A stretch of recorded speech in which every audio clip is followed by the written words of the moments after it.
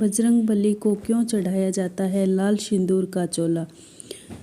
हनुमान जी को संकट मोचन भी कहा जाता है और मान्यता है कि अगर विधि विधान के साथ हनुमान जी का पूजन किया जाए तो वह अपने भक्तों के सभी संकट हर लेते हैं। मंगलवार व शनिवार का दिन हनुमान जी को समर्पित है और इस दिन उनको यदि सिंदूर चढ़ाया जाए तो वह अति प्रसन्न होते हैं।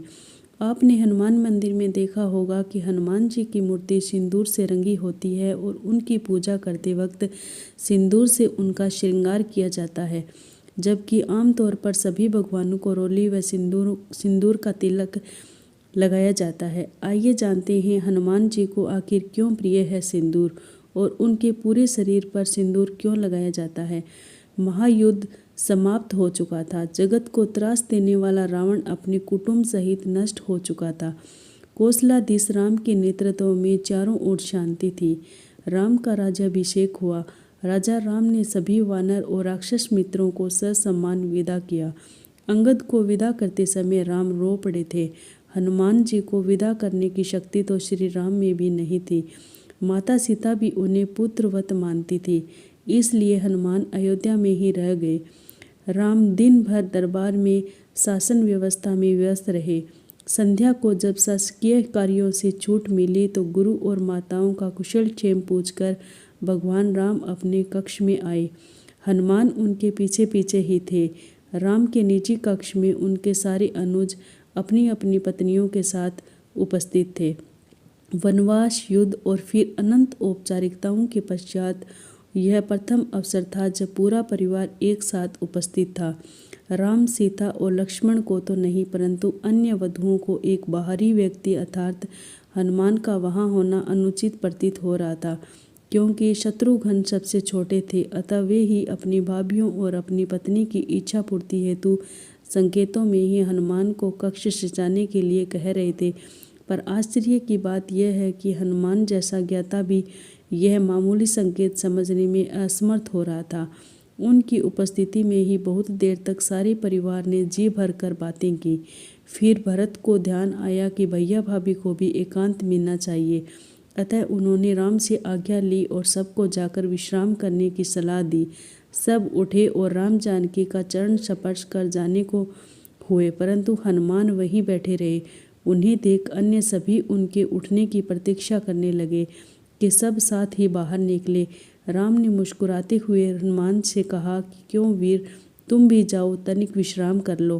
हनुमान बोले, प्रभु आप सम्मुख हैं, इससे अधिक विश्रामदायक भला कुछ भी हो सकता है क्या।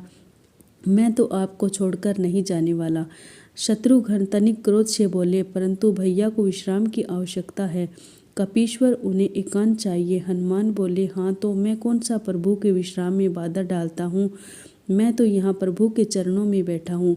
शत्रुघ्न बोले, आपने कदाचित सुना नहीं, भैया को एकांत की आवश्यकता है। हनुमान बोले, पर माता सीता तो यही है, वे भी तो नहीं जा रही, फिर मुझे ही क्यों निकालना चाहते हैं आप। शत्रुघ्न ने कहा, भाभी को भैया के साथ एकांत में भी साथ रहने का अधिकार प्राप्त है, क्या उनके माथे पर आपको सिंदूर नहीं दिखता। हनुमान आश्चर्यचकित रह गए। प्रभु श्री राम से बोले कि प्रभु, क्या यह सिंदूर लगाने से किसी को आपके निकट रहने का अधिकार प्राप्त हो जाता है। राम मुस्कुराते हुए बोले, अवश्य, यह तो सनातन प्रथा है हनुमान। यह सुनकर हनुमान तनिक मायूस होते हुए उठे और राम जानकी को प्रणाम कर बाहर चले गए। प्रातः राजा राम का दरबार लगा था। साधारण औपचारिक कार्य हो रहे थे कि नगर के प्रतिष्ठित व्यापारी न्याय मांगते दरबार में उपस्थित हुए। ज्ञात हुआ कि पूरी अयोध्या में रात भर व्यापारियों के भंडारों को तोड़ तोड़कर हनुमान उत्पात मचाते रहे थे। राम ने यह सब सुना और सैनिकों को आदेश दिया कि हनुमान को राजसभा में उपस्थित किया जाए। राम की आज्ञा का पालन करने हेतु सैनिक अभी निकले भी नहीं थे कि उन्हें केसरिया रंग में रंगे पुते हनुमान अपनी चौड़ी मुस्कान और हाथी जैसी मस्त चाल से चलते हुए सभा में उपस्थित हुए। उनका पूरा शरीर सिंदूर से पटा हुआ था। एक एक पग धरने पर उनके शरीर से एक एक से सिंदूर भूमि पर गिर जाता। उनकी चाल के साथ पीछे की ओर वायु के साथ सिंदूर उड़ता रहता। राम के निकट आकर उन्होंने प्रणाम किया। अभी तक सन्न होकर देखती सभा एकाएक जोर से हंसने लगी। सब कहने लगे कि अंततः बंदर ने बंदरों वाला ही काम किया। अपनी हंसी रोकते हुए सौमित्र लक्ष्मण बोले कि यह क्या किया हनुमान, यह सिंदूर से स्नान क्यों?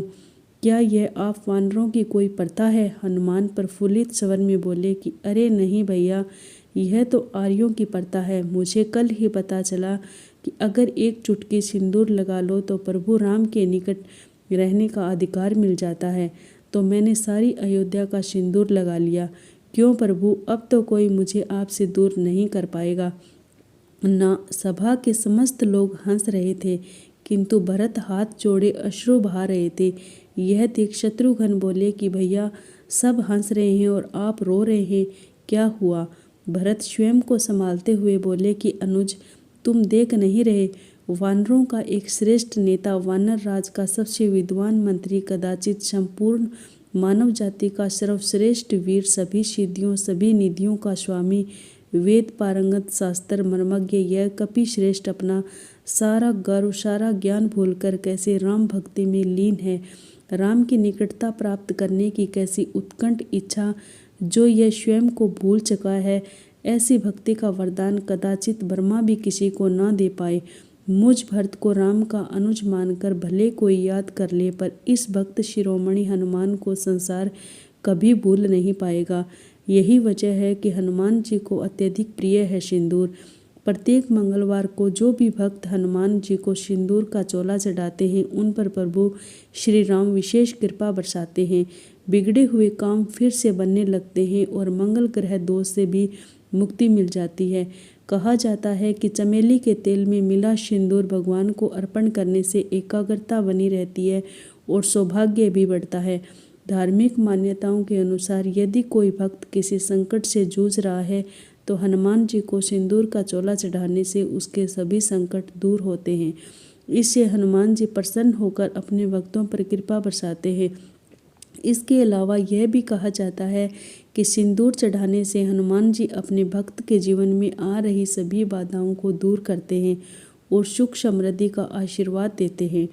बोलो जय श्री राम, जय हनुमान।